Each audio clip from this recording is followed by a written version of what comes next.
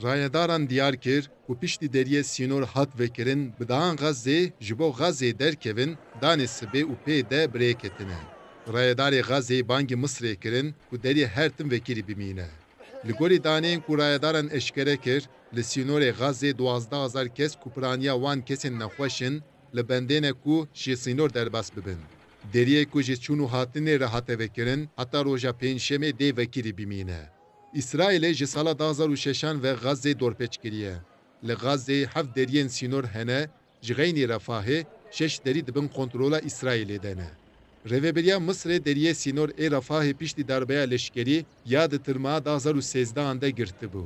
Ji wê demê pê ve salê di sê caran heta demeke kur car caran ji aliyê ketenê ve tê vekirin. Herî dawî di 13 Haziranê de ji bo çûn û hatinê hatibû vekirin. Deriyê sînor ê Refahê heftiyekê vekirî mabû û di wê demê de 3816 Gazeyî ji sînor derbas bûbûn.